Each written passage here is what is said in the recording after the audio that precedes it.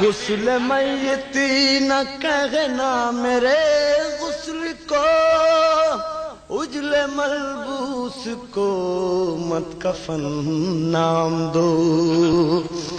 गुस्ल मैयती न कहना मेरे गुस्ल को, उजले मलबूस को मत कफन नाम दो। मैं चला हूँ अली से मुलाकात को, जिसकी थी आरज़ू वो घड़ी।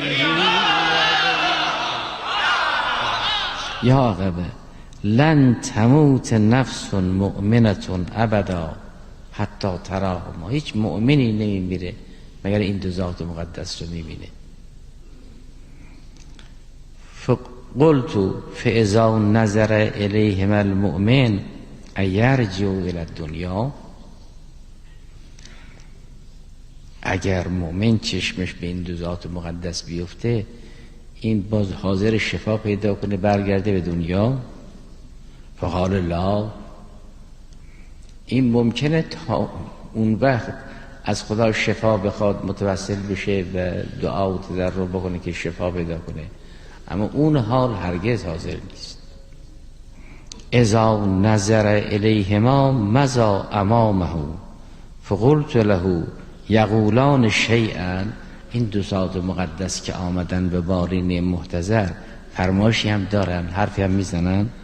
قال نعم، بله. یدخلان جمیعا علی المؤمن فیجلس رسول الله صلی الله علیه و سلم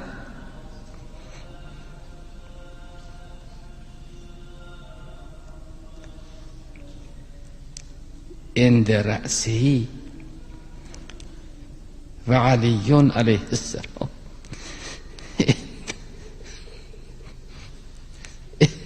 عند رجلک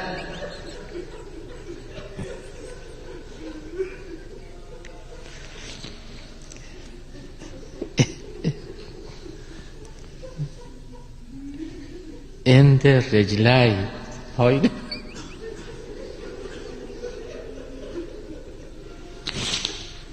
فیکب علیه رسول الله صلی الله علیه وسلم فیقول یا ولی الله ابشر انا رسول الله انی خیر لک مما ترکت من الدنیا.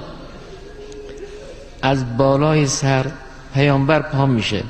ثم ینهض رسول الله صلی الله علیه وسلم فیقوم علی. اونگاه وجود مبارک از امیر میاد حتی یکب علیه فیقول یا ولی الله ابشر انا علی ابن ابی طالب.